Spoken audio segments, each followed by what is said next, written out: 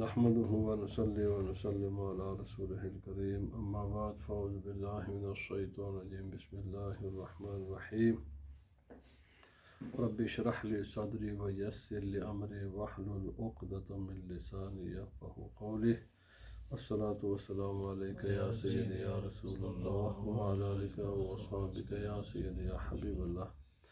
درس تصوف میں گزشتہ جو درس تھا وہ اس کی 8ویں بنیاد تصوف کی اصول جس کے اوپر پوری یہ بلڈنگ کھڑی ہے تصوف کی، وہ ہے قرآن حکیم کے ساتھ صوفی کا رابطہ انتہائی مضبوط، مستحکم، پائیدار، بہت مضبوط ہونا چاہیے۔ تو اگر کوئی تصوف کا دعویٰ کرے لیکن قرآن حکیم کے ساتھ اس کا تعلق مضبوط نہیں ہے تو وہ اس دعوے میں جھوٹا ہے۔ صوفی ہوتا ہی وہ ہے کہ جس کا قرآن حکیم کے ساتھ انتہا درجے کا مضبوط ہر قسم کا تعلق ہوتا ہے۔ چند باتیں میں نے گزشتہ درس میں عرض کی اور باقی انشاءاللہ آج عرض کروں گا۔ قرآن حکیم کے جو تلاوت کے کچھ آداب ہیں، یعنی جب تلاوت کرے تو اس کے کچھ آداب کو ملحوظ خاطر رکھے۔ پہلا یہ ہے تعظیم۔ ہر مسلمان پر قرآن حکیم کا انتہا درجے کا ادب یہ ضروری ہے۔ تعظیم کا کچھ تو وہ تعظیم ہے جس کو قرآن حکیم نے خود بیان کیا ہے کہ لا یمسہ الا المطہرون، کہ قرآن حکیم کو کوئی انسان ہاتھ نہ لگائے، کوئی اس کو چھوئے نہ جب تک وہ خوب پاک صاف ستھرا ہو۔ تو گندا جسم ہو، ناپاک جسم ہو، یا جگہ ناپاک ہو، یا کپڑے ناپاک ہوں، ایسی قسم کے جو علماء فرماتے ہیں پاکی کے دو تصور ہیں، ایک ہے ظاہری، ایک اس کا باطنی۔ قرآن حکیم کے جو ظاہری آداب ہیں وہ بھی ملحوظ خاطر رکھے، اور باطنی وہ یہ ہے کہ انسان قرآن حکیم کی تلاوت شروع کرنے سے پہلے جو برے عقائد ہیں ان کی بھی اصلاح کر لے، چونکہ انما المشرکون نجس، قرآن حکیم نے فرمایا کہ مشرک نجس ہیں۔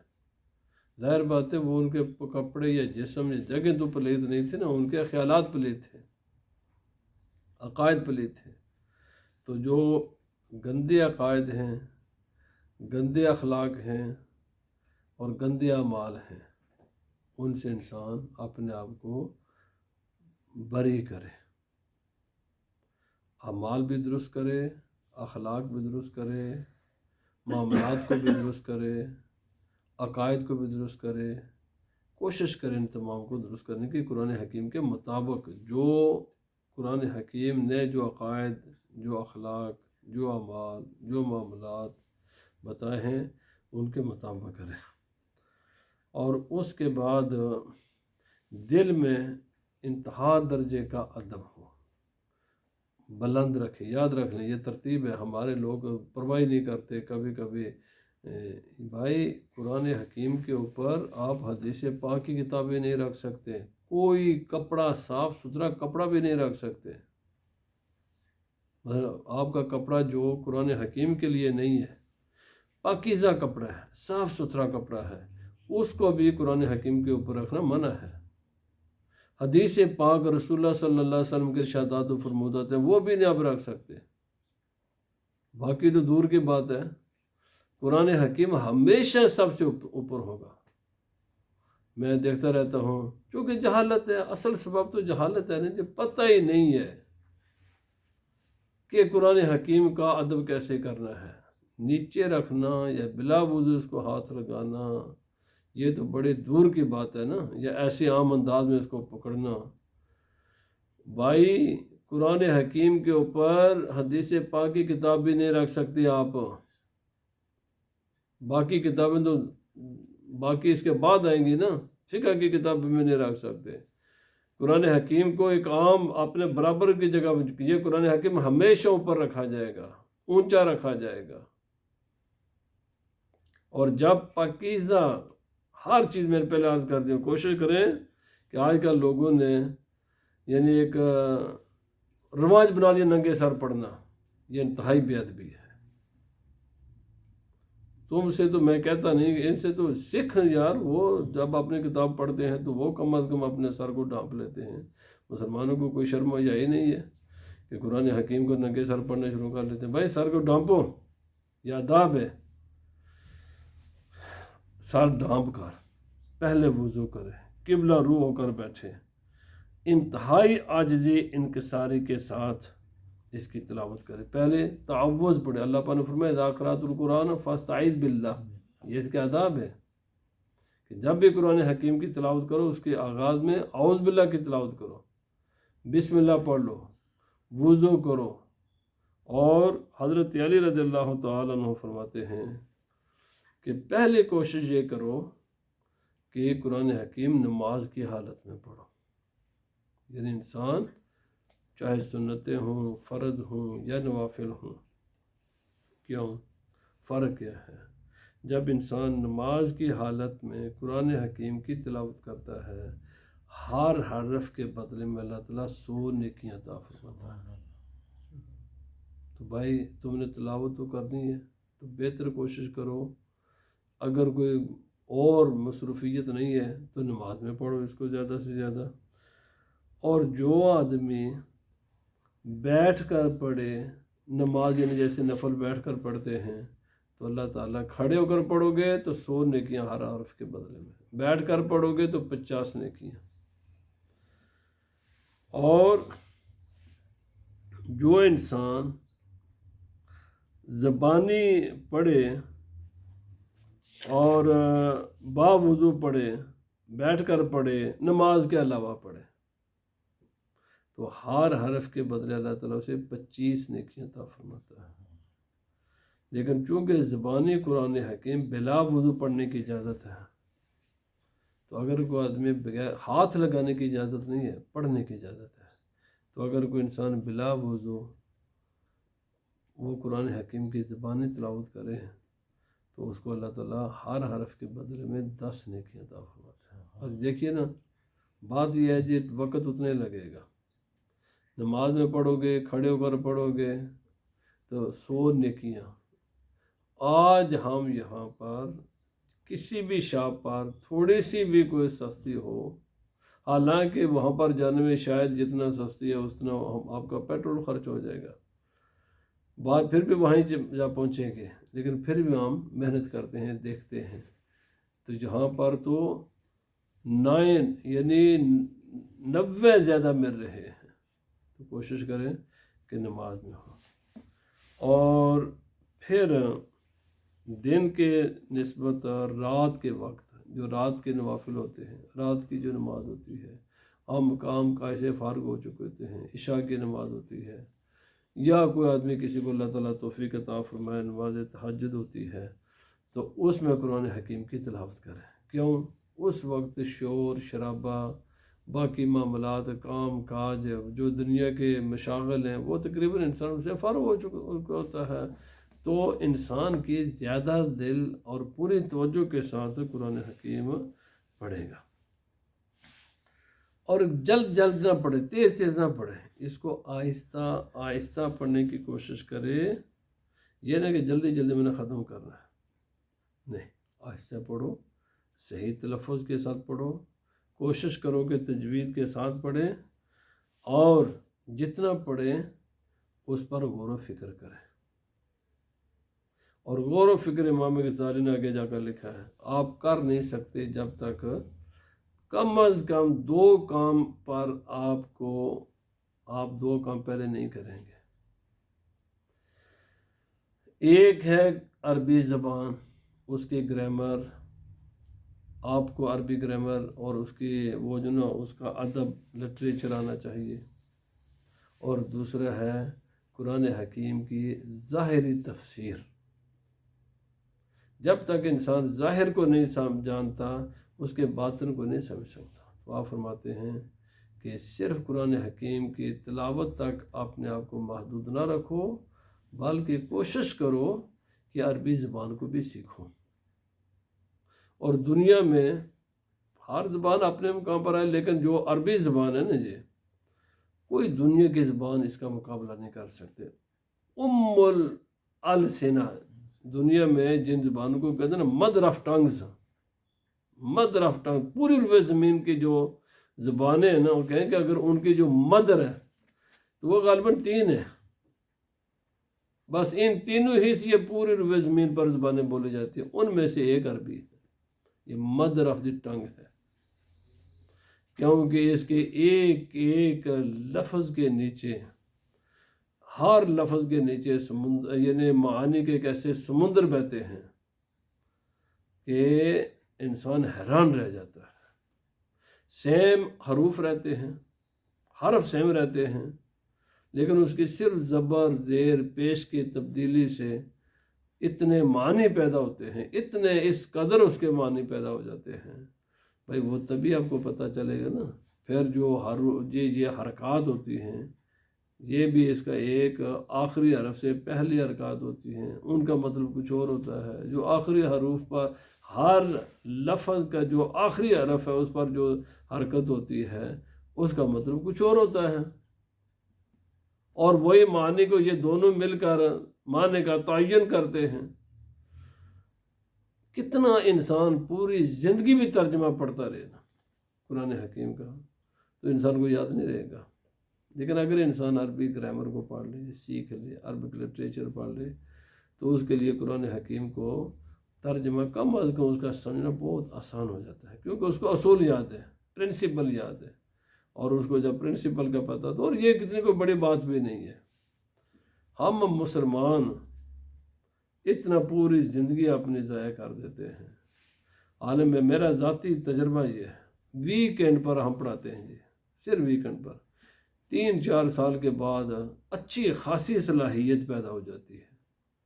یعنی کوئی آپ کا کام میں رکاوٹ نہیں ہے.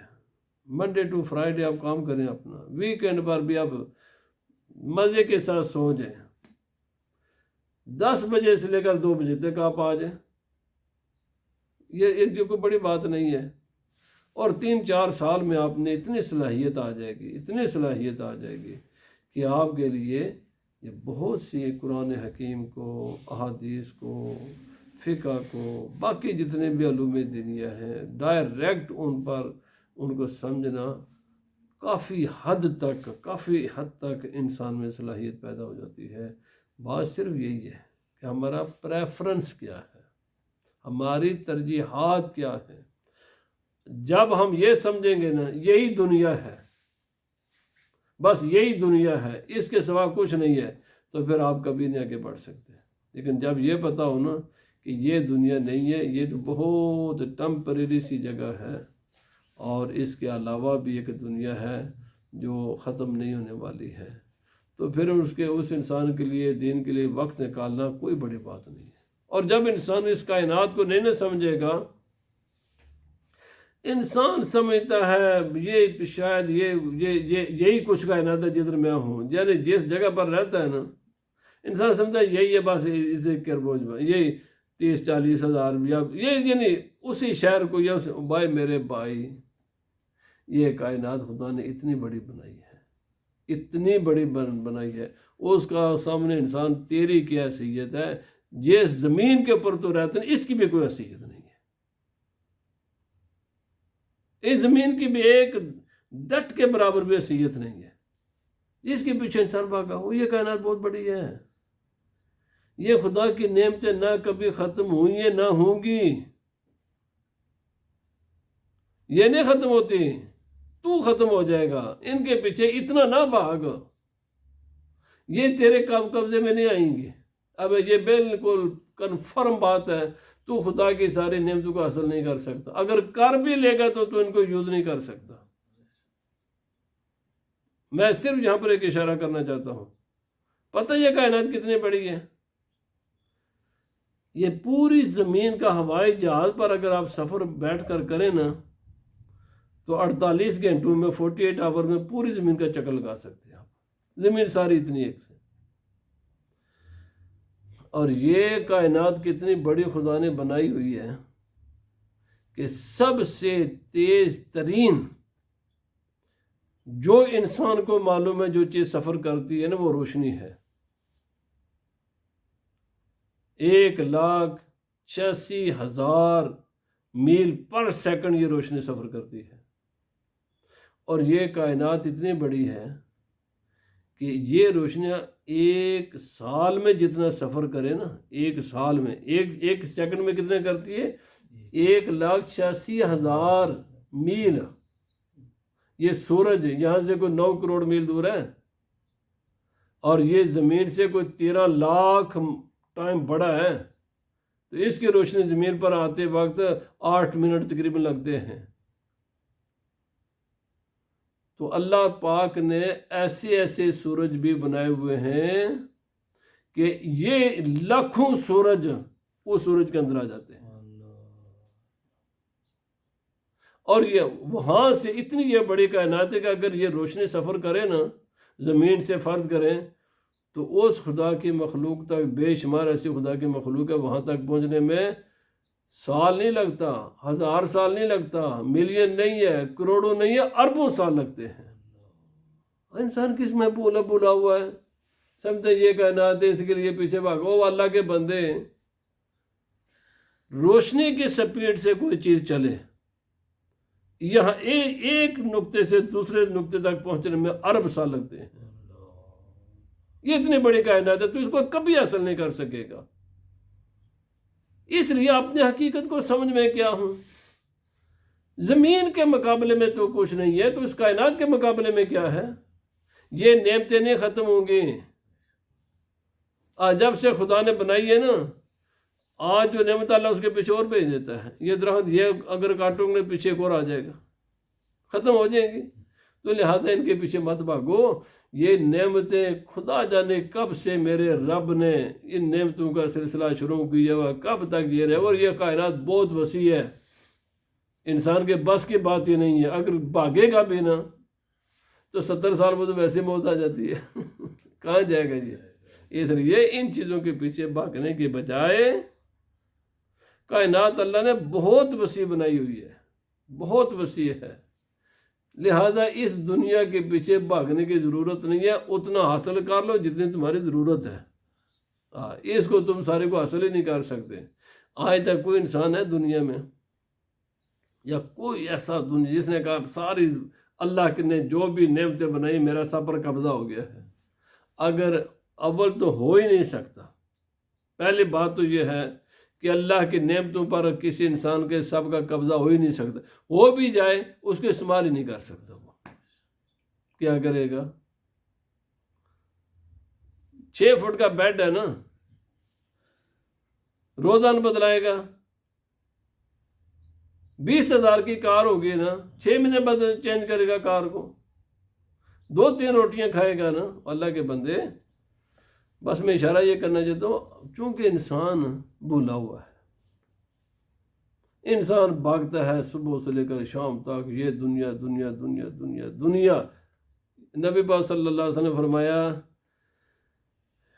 اللہ اگر اس انسان کو سونے کی پوری ایک ویلی بھر کر دے دینا، وادی بھر کر دے دینا، تو یہ کہے گا ایک وہ بولے۔ فرمایا انسان کی اس لالچ کی، یہ جو آنکھ اور پیٹ کے لالچ ہے نا، سوائے قبر کے مٹی کے کوئی چیز نہیں بھرتے۔ لہذا ان چیزوں کو چھوڑو، ان لالچوں کو سے ہٹو، اپنی حقیقت کو سمجھو۔ جو خدا تعالیٰ نے تمہیں یہ وقت دیا ہے، اس وقت کو اپنی آخرت سنوارنے کے لیے بھی اس کا کچھ استعمال کرو۔ میں جو کہنا چاہتا تھا، کوئی بڑی بات نہیں ہے، پوری روئے زمین پر علماء اسلام موجود ہیں، جہاں بھی ہم موجود ہیں، اپنا کچھ وقت علماء کے پاس بیٹھا کرو، دو، تاکہ وہ تو، اور ان سے کہو جناب ہمیں عربی سکھاؤ، ہمیں پڑھاؤ تفسیر۔ امام غزالی فرماتے ہیں، ممکن ہی نہیں ہے کہ تم قرآن حکیم میں غور و فکر کرو جب تک کہ تمہیں عربی زبان نہ آتی ہو، اور جب تک قرآن حکیم کے کم از کم جو ظاہری تفسیر ہے وہ نہ آتی، اس کے بعد باطن کا مسئلہ، پہلے ظاہر ہے اس کے بعد باطن ہے۔ اور فرمایا حضرت عبداللہ بن عباس رضی اللہ تعالی عنہما راس المفسرین، جن کے لیے رسول اللہ صلی اللہ علیہ وسلم نے دعا فرمائی کہ اللہ پاک نے قرآن حکیم کا علم عطا فرما، اور اللہ پاک نے ان کے حق میں بس نبی وسلم کی دعا قبول. سبحان اللہ. آپ نے فرمایا انہیں کتاب کا علم عطا فرما، فہم عطا فرما. حضرت عبداللہ بن عباس رضی اللہ تعالیٰ عنہما فرماتے ہیں ایک طرف ہے سورۃ البقرہ 28 پارے تقریباً، پہلے سپارے سے شروع ہوتی ہے، تیسرے سپارے کے تقریباً نصف کے پار جا کر ختم ہوتی ہے. اس کے بعد شروع ہوتی ہے آل عمران. سورہ آل عمران ختم ہوتی ہے، کوارٹر ابھی رہتا ہے تو یہ چوتھے سپارے میں، یعنی ایک کوارٹر لیس کم 4 سپارے بنتے ہیں. فرمایا ایک طرف ہے میں یہ 4 سپارے جلدی پڑھوں، اور دوسری طرف یہ ہے کہ اذا زلزلت الارض زلزالہا 8-10 سیکنڈ میں انسان پڑھ لیتا ہے. القاریۃ مالقاریہ 6-7 سیکنڈ میں انسان پڑھ لیتا ہے.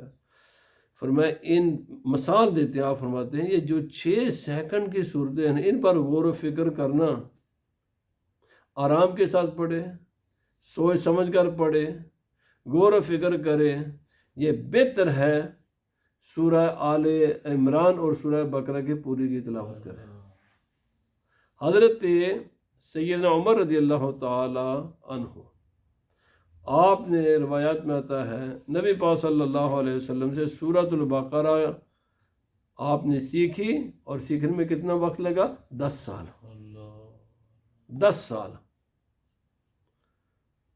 بھائی اگر سیکھنے والا عمر جیسا انسان، سکھانے والے رسول اللہ صلی اللہ علیہ وسلم وقت لگتا ہے 10 سال، بھائی ظاہر بات ہے سوچ و سمجھ اس کے جو نیچے معانی ہیں وہ نبی پاک صلی اللہ علیہ وسلم نے بیان فرمایا، انہوں نے سیکھے. تو اس لیے فر قرآن پاک پڑھنے سے بہتر ہے تھوڑا پڑھو، خوبصورت پڑھو، سوچ سمجھ کر پڑھو، پھر اس کے اوپر غور و فکر کرو. حضرت ام المومنین حضرت سیدہ عائشہ رضی اللہ تعالی عنہا نے ایک آدمی کو فر قرآن پاک پڑھتے ہوئے سنا، تو فرمایا یہ شخص نہ قرآن پڑھتا ہے، یہ نہ پڑھنے والوں میں شمار ہے نہ خاموش میں ہے، یعنی نہ یہ پڑھنے والوں میں شمار ہے نہ خاموش رہنے والوں میں شمار. خاموشوں کو دیکھو تو پڑھ رہے ہیں، اور پڑھنے والوں کو دیکھو تو فرمایا یہ پڑھنا نہیں ہے، فر قرآن پاک پڑھنا ہے تو اس میں غور و فکر بھی کرو. اور اللہ ہمیں توفیق عطا فرمائے. جب قرآن حکیم پڑھے، غور و فکر کرے، تو اس میں جہاں اللہ کی رحمت کی آیتیں آئیں تو خوش ہوں، جہاں عذاب کی آیتیں ہوں تو تھوڑا سا ڈرے، روئیں بھی. اور جب قرآن حکیم پڑھے، یاد رکھ لیں جب قرآن حکیم کے ختم ہو جائے نا تو پھر ختم دلانا چاہیے. یہ صحابہ کرام کی سنت ہے. حضرت انس رضی اللہ تعالیٰ عنہ جب قرآن پاک ختم کرتے تو اپنے گھر والوں کو، فیملی والوں کو بلاتے اور بلا کر دعا مانگا کرتے تھے. تو ختم قرآن حکیم کی دعا کرنی چاہیے. تلاوت کے کچھ باطنی آداب ہیں.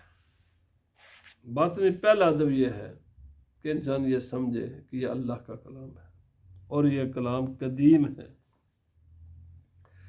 یہ وہ کلام ہے کہ جس کے بارے میں اللہ پاک نے فرمایا اگر ہم اس کو پہاڑ پر نازل کر دیتے تو پہاڑ بھی ریشہ ہو جاتا، ٹکڑے ہو جاتا.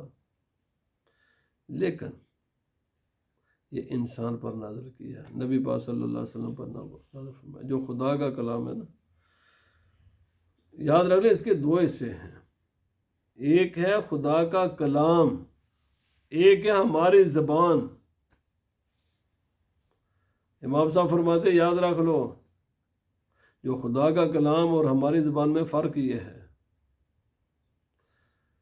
کہ آدمی کہے نا آگ آگ آگ تو ہماری زبان کو جلائے گی آگ؟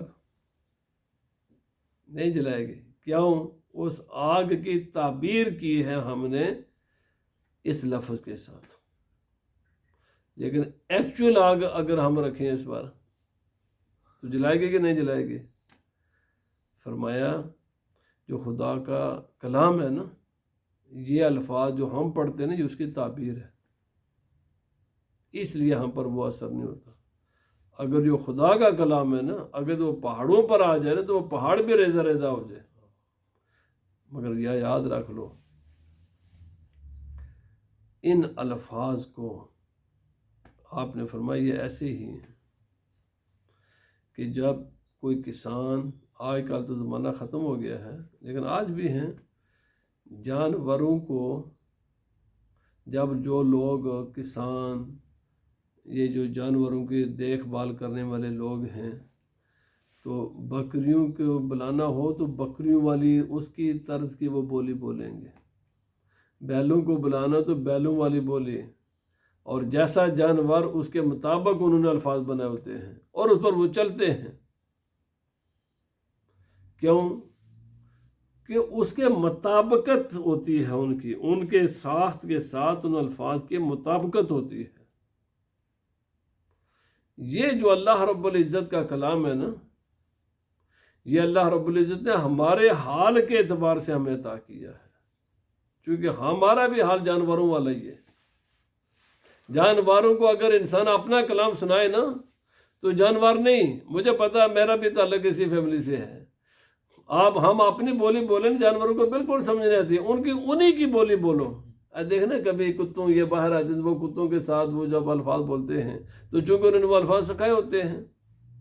اچھا، بلی کو میاؤں میاں کرتے ہیں، وہ میاؤں میاؤں کرتی ہے تو بلی آ جاتی ہے، اور اسی طرح بکری کے الفاظ آپ زبان وہ آوازیں نکالیں گے تو بکری آپ کی طرف آ جائے گی۔ چونکہ جو بھی مخلوق ہے اس کے حسب حال کلام ہوتا ہے۔ فرمایا اللہ رب العزت کا جو خدا کا کلام ہے نا، وہ اگر نازل ہو تو وہ تو کائنات، یہ زمین برداشت ہی نہ کر سکے، لیکن اس کلام کو خدا تعالیٰ نے ان الفاظ کے پردے میں رکھا ہوا ہے۔ کیوں؟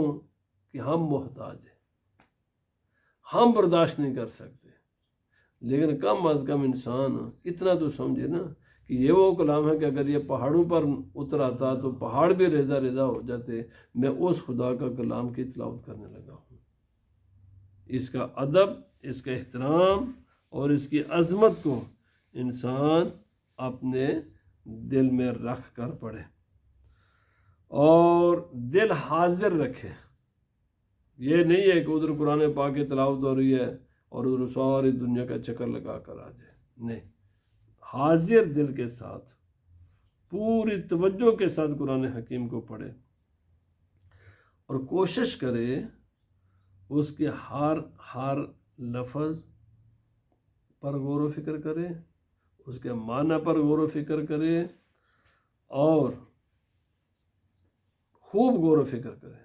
رسول اللہ صلی اللہ علیہ وسلم ایک رات آپ نے صرف یہ ایک آیت ان تعذبہم فإنہم عبادک وإن تغفر لهم فإنک انت العزیز الحکیم، فرمایا 20 مرتبہ رسول اللہ صلی اللہ علیہ وسلم نے یہ آیت پڑھی،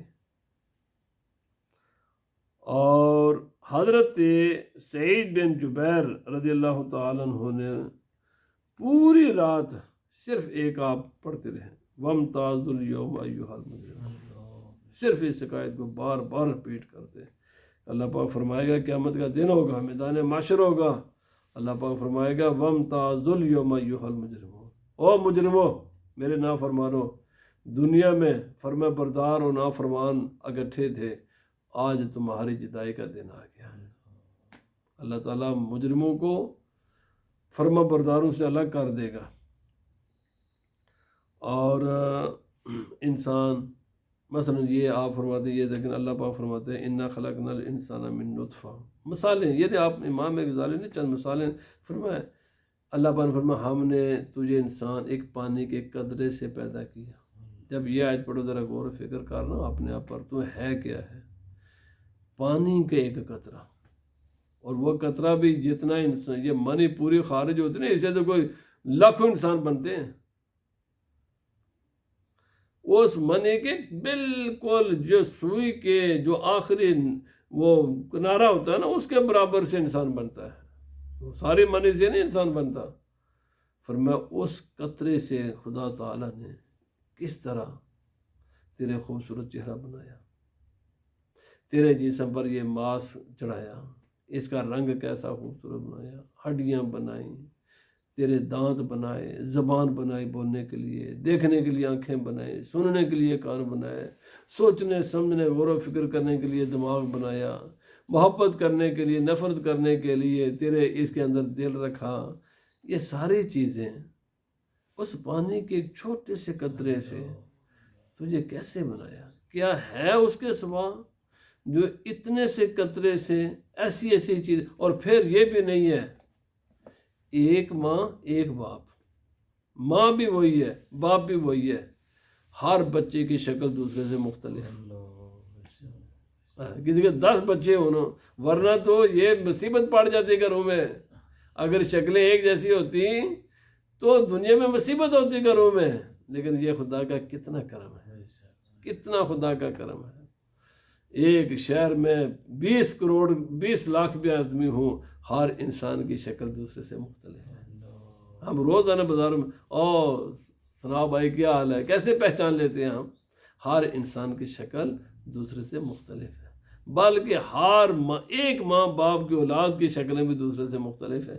بھائی یہ دنیا میں جتنا مرضی ڈیزائنر لے آؤ، جتنا مرضی کوئی ڈیزائنر لے آؤ، اس وقت تقریباً 8 ارب کے قریب انسان ہے، ایک کوئی ڈیزائنر 8 ارب ڈیزائن نہیں بنا سکتا۔ وہ بس کر دے گا میرے ذہن یہی ہے، پر یہ کون ہے؟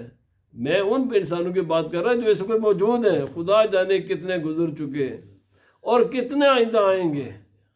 ہر انسان تو یہ بہت بڑی بات ہے، یہ انگوٹھا اس کی جو لکیریں ہیں نا، 8 ارب انسانوں میں سے ہر انسان کی مختلف ہے، ہر انسان کی مختلف ہے۔ اسے یہ جو ڈی این اے ہے ہر انسان کا دوسرے سے مختلف ہے۔ بھائی یہ تو وہ چیزیں جو عام ہیں، خدا جانے اس کے اندر کیا کچھ ہے۔ اب تو یہ جو پاسورڈ ہے یہ بھی رکھنے لگے نا، انسان کی آنکھ، اس کا معنی ہے کہ آنکھ انسان کی، یہ بینکاری سسٹم کو کہتے ہیں نا، ہم کر دیں گے آنکھ کے ساتھ واپس، کو ضرورت ہی نہیں ہے ہمیں کسی پاسورڈ وغیرہ پہ، جاؤ اے ٹی ایم کے سامنے کھڑے ہو جاؤ، وہ خود ہی تمہاری آنکھ پر۔ بھائی آنکھیں تو سب کی آنکھیں ہیں، پر ہر آنکھ دوسرے سے مختلف ہے، اسی لیے تو وہ آپ کو ریکوگنائز کرے گی۔ اسی تو یہ کتنے دنیا میں مجرم ہیں اور اسی طرح انسان ہیں، فوراً پہچان لیتے ہیں۔ یہ فرینزک والے خصوصاً یہ چوروں کو کیسے پکڑ دیں، بس اسی کا ہاتھ کو پکڑ دیں، انہیں یہ ہاتھ کے لکیروں سے اتنے سارے جگہ پر 8 ارب سے زیادہ ڈیزائن کس نے بنائے، اور ہر ڈیزائن یونیک ہے۔ بلکہ میں نے ایک بار سنا پروگرام، یہ جو درختوں کے پتے ہیں نا، ایک درخت پر کتنے پتے ہوتے ہیں؟ بے شمار ہے۔ دنیا کا ہر پتا دوسرے سے مختلف ہے، یہ صرف انسان کا بات نہیں ہے۔ دنیا کے ایک درخت پر اگر 1000 پتے ہیں نا، ہر پتا دوسرے پتے سے مختلف ہوتا ہے، اور ہر درخت کا آپ دیکھیں لاکھوں کروڑوں درخت، اور ہر درخت کا جو بھی پتا ہے وہ دوسرے سے مختلف ہے۔ اور بھائی یہ اتنے ڈیزائن کس نے بنائے؟ کون ہے ایسا ڈیزائنر جو اتنے ڈیزائن بنا دیتا ہے کہ اس کا ایک انسان یونیک ہے؟ دنیا کا ہر انسان یونیک بھی ہے اور یونیک نہیں بھی ہے، دونوں باتیں ہیں۔ فرمایا غور و فکر کرو۔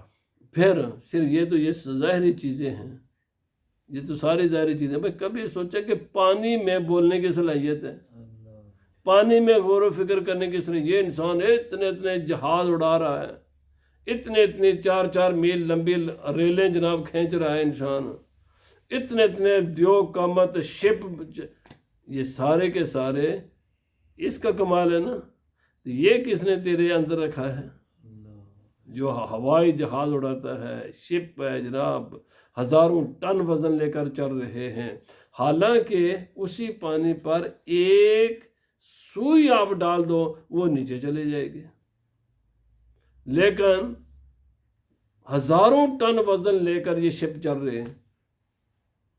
تو بھائی یہ اس انسان نے، اللہ تعالیٰ نے یہ صلاحیتیں عطا کی ہیں نا، کہ فضاؤں میں، زمین پر، سمندروں پر گھومتا ہے، یہ سارا کمال اس کا ہے، پر یہ کس نے رکھا ہے؟ فرمایا غور و فکر کرو، سوچتے جاؤ۔ اور فرمایا چھٹا ادب یہ ہے کہ انسان یہ سوچے کہ میں جو پڑھ رہا ہوں میرا رب مجھے سن رہا ہے، اور یہ بھی کرے کہ اس میں جو اللہ رب العزت کی جب صفات کا افعال کا ذکر آئے تو ان پر غور و فکر بھی کرے اور ان صفات کو اپنانے کی بھی کوشش کرے۔ اور رسول اللہ صلی اللہ علیہ وسلم فرمایا تخلقوا باخلاق اللہ، اللہ کی صفتیں اپنانے کی کوشش کرو، ما سوائے ایک صفت سے منع کیا گیا ہے، باقی ساری صفاتوں کو اپناؤ۔ تکبر یہ اللہ کی صفت ہے، اس کو نہیں اپنانا۔ اس کے علاوہ اللہ علیم ہے، تم بھی علم والے بنو، اللہ حکیم ہے، تم بھی جناب حکمت والے بنو، ٹھیک ہے نا جی، اللہ عزیز ہے، تم بھی عزت والے بنو، اللہ خبیر و بصیر ہے، تمہیں بھی خبیر و بصیر ہونا چاہیے۔ ہر نبی سے فرمایا اللہ کی تمام صفات کو اپنانے کی کوشش کرو۔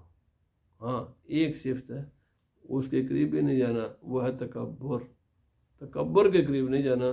تو بہرحال یہ قرآن حکیم کے تلاوت کے کچھ ظاہری آداب ہیں، کچھ باطنی آداب ہیں، اور انسان تصوف میں آگے بڑھ ہی نہیں سکتا کہ جب تک آپ ظاہر بات میں نے عرض کیا کہ صوفی کے لیے اس کو عربی آنی چاہیے نا، اس کو تفسیر کا بھی علم ہونا چاہیے۔ تو آج کل یہ جڑے صوفی بنے نا اگلے درجے دے جاہل، بالکل کلمہ بھی سیدھا نہیں آتا جنہاں نوں، میں بالکل کلمہ بھی سیدھا نہیں آتا۔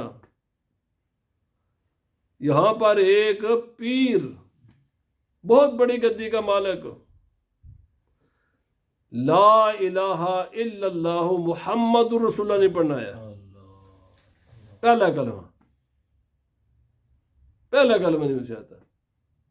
ہاں کون ہے جی؟ اسیرہ پیر صاحب، اور بھائی یہ کوئی پیری شیری نہیں ہے، اس قسم کے پیروں کا اہل سنت و جماعت کے ساتھ کوئی تعلق نہیں ہے۔ ہم جن پیروں کو مانتے ہیں نا ان کی یہ صفات ہونی چاہیے جن کا میں نے ذکر کیا ہے، وہ عربی زبان کا بھی ماہر ہو، وہ عربی جو نبی پاک جو قرآن پاک کے تفاسیر ہیں ان کو بھی جانتا ہو، اور اس کے جو اندر معنی ہے ان معنی پر بھی غور و فکر کرتا ہو، اور صرف کرتا نہ ہو بلکہ اللہ کی جو صفات ہیں، جو قرآن حکیم کے جو اخلاق ہیں، جو اعمال ہیں، جو افعال ہیں، ان کی عملی تفسیر بھی بن کر دکھائے۔ تو اللہ پاک ہمیں عمل کی توفیق عطا فرمائے۔